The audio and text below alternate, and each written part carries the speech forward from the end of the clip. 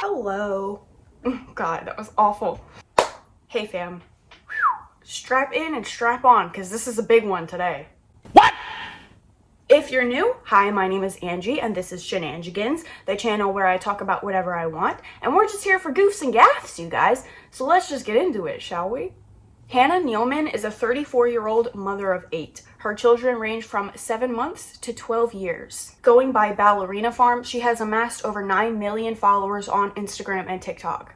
Girl, you famous, okay. Hannah and her children live with her husband Daniel on a farm in Utah. Now, you may ask, Angie, these are quite possibly the most boring sounding people on the planet. Why are you telling me this? to which I say, calm down, chill, we'll get there. So all this controversy started when Megan Agnew, I think that's how you say it, Agnew, posted an article about this family to The Times, and this article really gives us a glimpse into Hannah and Daniel's life. Before we get into that article, there's another article I found written by Megan that came out I think a year ago, so I wanted to read a little bit of that first, just to kind of set the scene for you guys. Where Nealman wanted to be a New York girl and professional ballet dancer, Daniel had always imagined this enormous, daring life for himself, despite growing up in the Connecticut suburbs without a single animal. The son of an airline founder, he had staunchly traditional views. Daniel expected his wife to stay at home with the children. He was a firm believer, he said, that men make stuff work and women beautify. He wanted his parents to get remarried, despite their divorce 12 years ago. The divorce thing is so tough because you have a family get together and you have to have 2 events.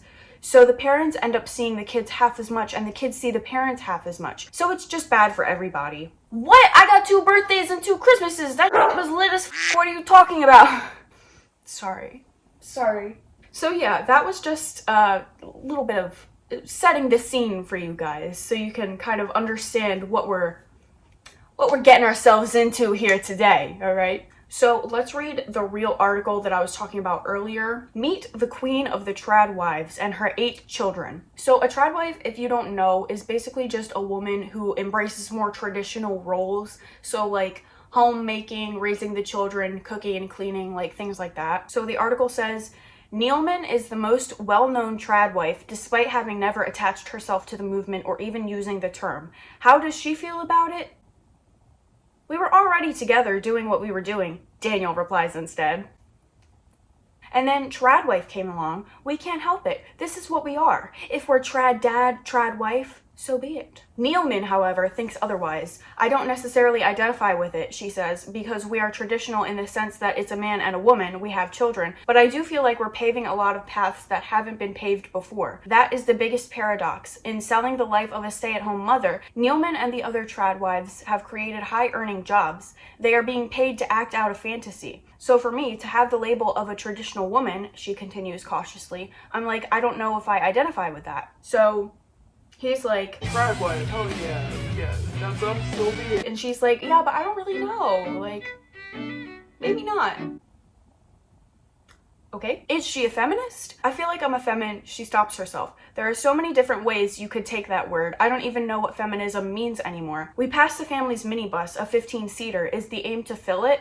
Someday, yeah, Daniel says. We are getting old and worn out, Nealman says, baby Flora strapped to her chest, sounding less sure. So we'll see.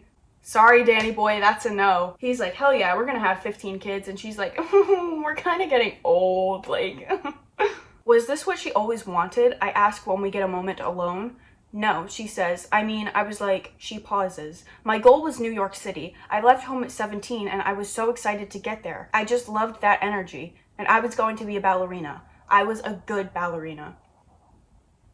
That's actually one of the most heartbreaking things I've ever read. She wasn't just good, she was great. One of the best in the country. She was amazing. But we'll get into that in a second, hang on. So then we start getting some more background on the 2 of them. Nealman was the 8th of 9 children born to Mormon parents in Springville near Salt Lake City. Nealman gravitated towards ballet. At 14, she went to summer school in Juilliard,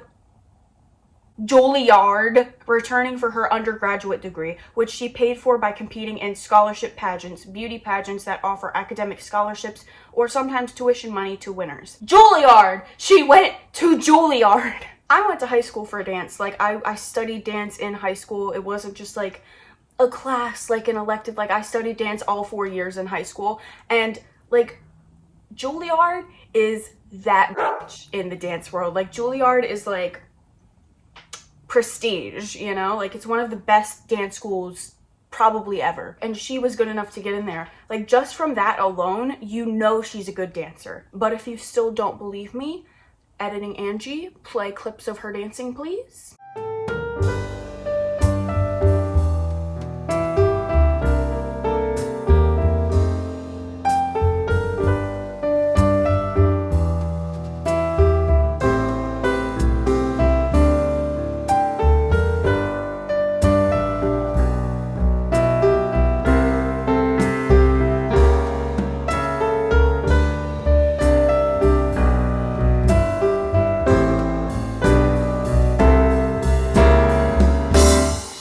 Thank you, editing Angie. Love you, bye. Daniel also grew up in a Mormon family, one of 9, in Connecticut, the son of David Nealman, billionaire, founder of a number of commercial airlines, including JetBlue. His upbringing was moneyed and suburban. Was this what he always wanted? I ask him when he walks back over. Yes, he says, I expected Hannah to be more at home with the kids. What? But she said, I watched my parents working together, so whatever we do, we gotta do it together. He was 23 and she was nearly 2 years his junior when they were introduced by a mutual friend at a college basketball game. I saw her and I was ready to go. Sign me up. I was thinking, let's get married. I mean, I get like love at first sight and everything, but I feel like that's really a lot to say about somebody you've just seen, not even spoken to, but seen for the first time. Like, bruh. But she wouldn't go on a date with me for 6 months. 6 months. He's a billionaire. He could fly all over the world and meet all different types of women, probably women who have like similar values and life goals as him. Yet he chose to follow around this one whose life plan is obviously very different from his for 6 months. You know, most normal people get one no and move on, but not good old Danny boy. Probably the first time he's ever been told no in his life. Sorry, that was mean. One day she mentioned to Daniel that she was getting the 5-hour flight from Salt Lake City to New York, back to Juilliard. Juilliard. Like, bro, I cannot emphasize this enough. She went to Juilliard. She didn't realize that his dad owned the airline. So Daniel was like, I'm on that same flight. She says, I remember checking in and them saying, you're 5A and you're 5B. I just thought, no way, that's crazy. Daniel smiles. I made a call. What? He had pulled strings at JetBlue, and so began their first date. Can you really call it a date if she was being held hostage? Like, she didn't really have a choice, did she? Yeah, she said no to me for 6 months, but I'll just force her to sit next to me on a plane, and then she'll drop out of school and have my babies. Okay, man is literally living out a Wattpad fanfiction. Like, bro, he is the main character, but he's also the villain. Sorry, that's like so weird that she said no to him and he just continued to be like, well, this is what I want, so we're gonna keep pushing this. Back then, I thought we should date for a year before marriage, she continues, so I could finish school and whatever. And Daniel was like, it's not going to work. We've got to get married now. The way she talks about this is like unsettling to me. Like, I was a good ballerina, so I could finish school or whatever. Almost like she doesn't care about it, but we know she does. Like, this was her life, and it makes me feel like her dreams have been like minimized. My dreams are just dreams! Like, it didn't pan out the way she wanted, so now she's like, oh, my little ballet classes. And it's like, no, like, girl, it was so much more to you. She's like, oh, I'm just an amateur singer. I sing to myself alone in my room. And it's like, girl, no, you are Celine Dion. You are Beyonce. You're the queen. You're the best. Like, yeah, I took a gymnastics class once, like 15 years ago. You're Simone Biles. I don't know why I had to stand up for that, but... Huh? So anyway, she wanted to wait a year to get married. He wanted to get married right this second. So naturally, the two of them took the next logical step and came to a compromise. They were engaged after a month, and then 2 months after that, they were married. And 3 months after that, she was pregnant, the first Juilliard undergraduate to be expecting in modern history. Our first few years of marriage were really hard. We sacrificed a lot, she says. But we did have this vision, this dream, and Daniel interrupts, we still do. What kind of sacrifices? I ask her. Well, I gave up dance, which is hard. You give up a piece of yourself.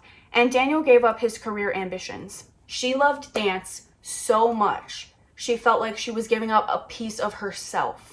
Even if she didn't love it that much, even if it wasn't that deep for her, she was still giving up something that she wanted to do. And he may have given up his career ambitions, but he was giving it up for something that he wanted to do. It benefited him. Like, he sacrificed a small thing to get what he wanted, and she sacrificed a big thing. Yeah, I gave up breathing, but he gave up drinking soda. Like, no girl, it's not the same thing. To me, I just feel like the sacrifice is not the same. Like I said, I went to school for dance, and there was a time in my life when I genuinely loved it. I felt exactly how she felt, like the love and the passion you have for your craft and always wanting to do it and improve. It requires a lot of physical and mental strength and discipline. So like, you really do have to kind of like let the rest of your life go and really focus on it while you're doing it. So it can be very therapeutic, and performing is like the best feeling in the world. Granted, for me, the love I had for it did burn out at some point, but when I was like in the thick of it, like when I was really in love with it, like if somebody tried to take that away from me, it would be devastating. I can't imagine. Sorry guys, a little bit of a bummer on shenanigans today. This isn't goofs and gaffs. This is gloomy and depression. Side note, I think Megan does an amazing job at calling Daniel out in this interview, so here's an example of that. I look out at the vastness and don't totally agree. Daniel wanted to live in the Great Western Wilds, so they did. He wanted a farm, so they do. He likes date nights once a week, so they go. They have a babysitter on those evenings. He didn't want nannies in the house, so there aren't any. No nannies. 8 kids. He's a billionaire with no nannies. And he's a billionaire, and he's got 8 kids with no nannies. And he expects his wife to take care of the children with no nannies, and he's a billionaire. I'm getting hivey thinking about this. While he goes outside, puts his cowboy hat on, stands there like this. Yeehaw! I want to be a cowboy, baby. I want to be a cowboy, baby. And his wife is inside caring for 8 children with no nannies. And he's a billionaire. The only space earmarked to be Hannah's own, a small barn she wanted to convert into a ballet studio, ended up becoming the kids' schoolroom. They have a cleaner, but no childcare. No nannies, 8 children, he's a billionaire with no nannies, and 8 children, he's a billionaire. And Neilman does all the food shopping, kids in tow, and cooks from scratch. They don't do ready meals. Despite the more traditional aspects of their relationship, Daniel is a hands-on father, taking the kids out to the farm and doing all the laundry. I'm so sorry, King. Here. You dropped this. The children appear to look after each other quite well too. There are so many that they seem to have become an almost self-sustaining entity. Still, Daniel says, Neilman sometimes gets so ill from exhaustion that she can't get out of bed for a week. That's depression. That's depression. Like, yeah, it's probably exhaustion too, but like a whole week? My girl is sad. So they're talking about the children now. She also gave birth to them without pain relief. None at all? She shakes her head. Why? I don't know. I just have never loved taking it. She stops herself. Except with Martha. I was 2 weeks overdue and she was 10 pounds and Daniel wasn't with me. She lowers her voice. Daniel is currently out of the room taking a phone call. So I got an epidural and it was an amazing experience. The epidural was kind of great. She pauses and smiles. It was kind of great. I want to ask her about birth control, but we are surrounded by so many of her children and Daniel is back in the room now too. Do you? I pause and look at her fixedly. Planned pregnancies? No, Daniel says. It's very much a matter of prayer for me. I'm like, God, is it time to bring another one to the earth? And I've never been told no. But for whatever reason, it's exactly 9 months after a baby that she's ready for the next one, he says. Yeah, I don't know why. We have unprotected sex, but for whatever reason, she just keeps getting pregnant. Crazy, I know. It's definitely a matter of prayer, she says. It's a matter of prayer, but it's somehow exactly 9 months, he says. Sorry, I know this is like a matter of religion for them, and I don't want to get like too into that whole side of things because that's not what we do here on Shenanigans. But like, I don't know, it just sounds like a matter of cause and effect to me. Scientifically, women are more fertile in the months after they give birth. So like, if you're of childbearing age, if you have no pre-existing health conditions and you have unprotected sex, like, yeah, it does that. I mean, There's a cow farm. You're gonna find cows outside. It doesn't seem like an act of God to me, but hey, pop off, I guess. Like, to each their own. The Nealmans have strongly held Mormon beliefs, which they mention far more in person than they do online. The Mormon Church emphasizes heterosexual unions and sexual purity. It opposes elective. I don't know if I'm allowed to say that word on YouTube or if I'll get like smited by the YouTube gods. This is the word, and I'll just refer to it as the A word. So that's what that means. Does Nealman agree with the stance on A word? Their church is a lot more lenient than a lot of states in the US, Daniel says. The church is against, I'm going to get an A word because I'm not happy I'm pregnant. We see the joy of having kids. Yeah, I'm sure you do. Mr. doesn't have to carry or care for them. It's 8 children. He's a billionaire with no nannies. And that's probably why the church tells you, don't have sexual relations, get married. Because if not, you might have a kid that you regret having, and all of a sudden you get an A word, and that's not good. And they would see that as a sinful act? Yes, Daniel says. You need Jesus! And then she explains that they get interrupted by one of the children. So Megan writes, I can't, it seems, get an answer out of Nealman without her being corrected, interrupted, or answered for by either her husband or a child. Usually I am doing battle with steely Hollywood publicists. Today I am up against an army of toddlers who all want their mom and a husband who thinks he knows better. Slay. Okay, Megan. So that's the end of the article, and I know what you're thinking. Wow, Angie, thank God that's over. Well, sorry to disappoint, it gets worse. This situation ended up going viral on TikTok when Hannah posted a video to her 9 million followers of her opening her birthday present from her husband. Keep in mind, as we watch this, she'd been wanting tickets to Greece. It's my birthday present from Daniel. Hoping they're tickets to Greece. Where's it from? I don't know, the boys took it off. I took it off. It's from Ukraine. So, plane tickets?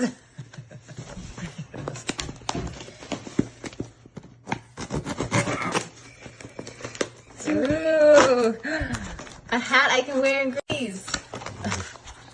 It's not a hat. It's not.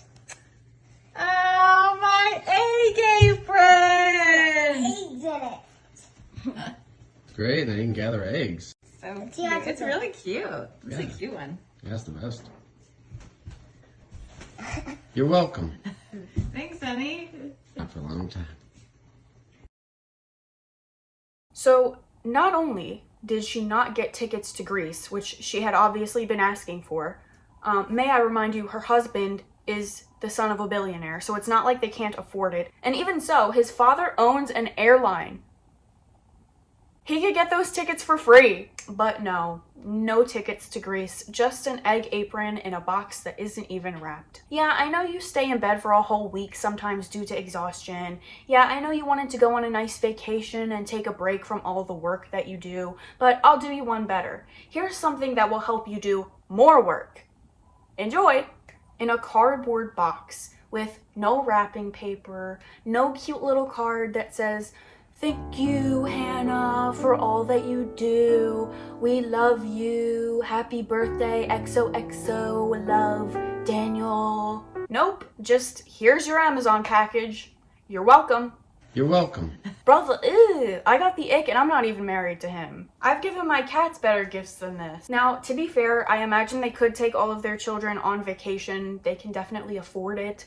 But, I don't think it would be much of a vacation for her, and like logistically it would be difficult because they make all of their own meals from scratch, which can be like difficult to source in a place that, you know, is unfamiliar, and like they can't bring along all their crops and their animals with them. So like it's also hard to get 8 children to follow an itinerary. Like, you know, there's a lot of different things that would go into it that would make it really challenging. So it would probably be easier to leave the children at home. But at the same time, they're raising their kids in a way that's very unconventional, unique, if you will. Like, one of their kids said that when they go to their aunt or uncle's house, they play on the phones there. So it's not like Daniel's family and Hannah's family are like living like this. It's not like everybody around them is living like this. It's just them.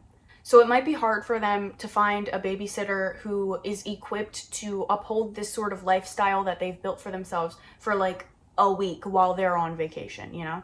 like someone who isn't gonna just shove an iPad in the kids' faces and tell them to f off for a few hours, you know? But at the same time, you're a billionaire with no nannies. Let Jessica from down the street order your kids a pizza while you take your wife to Greece. And for me, like, my main responsibility, yeah, we're raising the animals, we're taking care of the ranch. I really feel strongly that I have to, you know, support Hannah, and, you know, we have a lot of kids. I can't expect her to take care of the kids all day and also produce the content. Oh, you guys, I've been wrong about him this whole time. The bare minimum, we love to see it. You're king.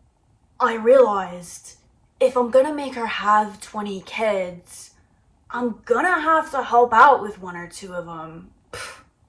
Crazy concept, I know. Total side tangent, but I'm so sorry. I could never associate with somebody who wears a cowboy hat unironically. Like, if you wear that, like, seriously, like, not as a joke, click off my video now, unsubscribe. Make better fashion choices, then you can come back. Angie, shut up. He's not a billionaire. His dad is. He has access to all that money. Like, come on. All he has to do is ask daddy and daddy will give it to him. Like, I'm not gonna sit here and be like, oh, sweet little hardworking cowboy, when all he has to do is go up and ask his dad for $5 million and daddy will pull out his checkbook. And I don't want anyone in the comments coming at me and being like, oh, you're just against trad wives. Like, you don't want people to stay at home and raise their children. That's not true at all. If someone wants to go to university and create a career for themselves, they should do that. If someone wants to stay at home and raise their children, they should do that. But I think everyone should be able to choose the life that makes them happy. And I'm not fully convinced that this is the life that makes her happy. My issue isn't that she's a stay-at-home mom. My issue is that she seems unhappy and unfulfilled. But when she's dancing, you could see the pure joy on her face. Like, there's no doubt that she absolutely loves doing that. But at the end of the day, it's their life. Maybe I'm wrong. Maybe this is extremely rewarding to her. Even if it isn't the plan she originally had for her life, maybe she really loves it. Don't know them, never met them, I'm an irrelevant stranger on the internet, so take my opinion with a grain of salt. Don't sue me, Danny boy, I'm just saying my opinion. I'm gonna wake up in the middle of the night in a cold sweat being like, no nannies, 8 children, he's a billionaire with no nannies. Anyway, that's all I have for this video. If you have something nice to say, leave a comment. If you have something not nice to say, leave a comment. Please like, share, and subscribe. I post every Tuesday and Thursday. And don't wear a cowboy hat unless it's a joke. Please and thank you. Okay, thanks, bye. Why can't I breathe? If you're new, hi. Side note, I think Megan does an amazing job. The train is here. Getting interrupted by the train yet again. The train is literally one of my ops. Am I right?